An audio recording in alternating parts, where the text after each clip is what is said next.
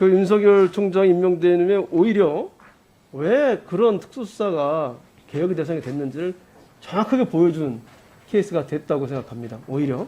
이제 이 검찰 수사가 이제 여러 가지 잘못된 게 있는데 하나는 기소라는 것을 목표로 두고서 수사를 하고 하다 보니까 이게 제대로 검토를 하지 않고 기소가 이루어져서 이루어지는 게 하나 있고요. 또 하나는 자의적으로 기소권, 수사권을 행사함으로써 발생되는 그 폐단이 있습니다.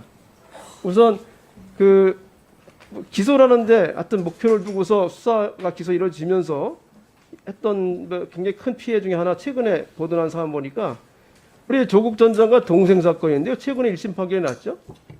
PPT 다시 보여주세요. 6개 항목 중에서 하나만 유죄가 나고 5개가 무죄가 났습니다. 이 중에서 특히 특정경제범죄의 배임죄 같은 경우는 그 당시 신문과 지상에 뭐 조국 일가가 학교를 말아먹었더니 어떤 일 해가지고 엄청 보도가 난 사안이거든요. 뭐 최종 판결은 아니지만 1심에서 이렇게 냈습니다. 또 다른 거 볼까요? 비슷한 건데요. 조범도 씨 사건인데 여기도 정작 중요한 코링크 피의자고 횡령이라든지 불법 펀드 관련된 거 다 무죄가 났어요. 이건 왜 그러냐? 기소하겠다는 생각을 가지고 수사하고 기소했기 때문에 이런 게 발생했다는 겁니다. 저는 이게 검찰 수사가 개혁돼야 되는 이유가 바로 여기에 있다고 보거든요.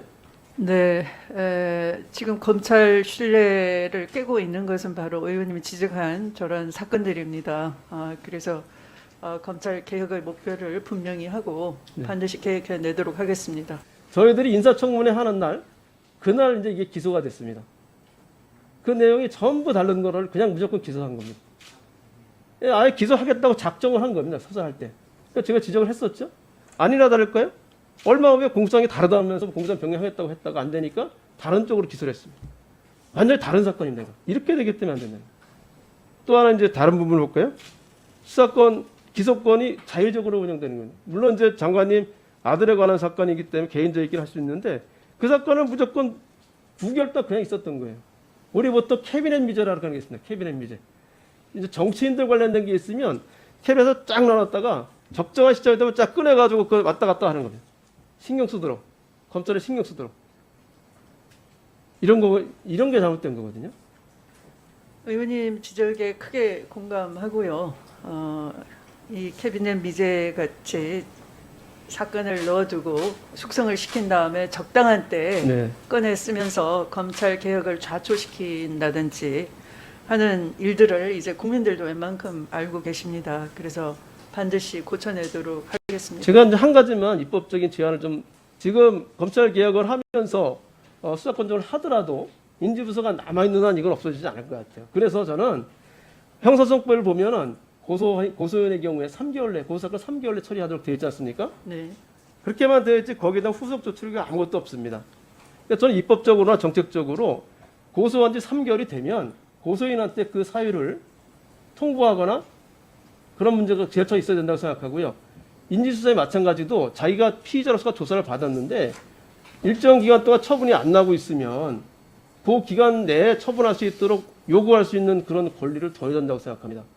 전 그게 안 된다고 하면 항고를 하거나 항고와 준하는 절차를 두거나 아니면 재정신상에 준하는 절차를 둬서 재판받을 거리를 실질적으로 보장하는 것이 필요하다고 생각하거든요. 네, 그런 그 사건 관계인의 불완전한 지위를 조속히 종결시킬 필요가 있다 하는 점에 대해서는 크게 공감을 하고요. 또 이제 검찰 개혁의 마지막 문제 하나가 제가 늘 강조했던 언론과의 부적절한 유착 있는데요. 최근에 또 한동훈 검사장 사건이 있었죠. 네. 녹취록이 죄가 되는지 안 되는지 모르겠는데 그걸 보면은 그 법조 출입 기자하고 이 한동훈 검사가 아주 자유롭게 그 내용 보면 뭐 자주 만난 것 같은 그 정상이 많이 보이지 않습니까? 사실 그 과정에서 수사 기밀이 노출되고 또 피의 사실 공표가 이루어지고 다 그랬던 거라고 저는 확신합니다. 네, 그 언론과의 유착이 그 기소 판단을 하는데도 굉장히 큰 영향을 미치고 또 무리한 기소를 언론을 통해서 만들어가고 있고 또 언론이 사건에 개입하는 자체가 근절돼야 되고 여러 가지 문제점이 노출이 됐기 때문에 이 부분에 대해서 공보관을 둔다든지 뭐 이런 것들로 어느 정도는 시정해가고 있습니다만 아직 완전히 근절됐다고는 할 수 없습니다. 그래서 지속적으로 개혁 방안을 찾아서 언론과의 유착을 통한 잘못된 수사 오류 이런 것이 탄생하지 않도록 하겠습니다.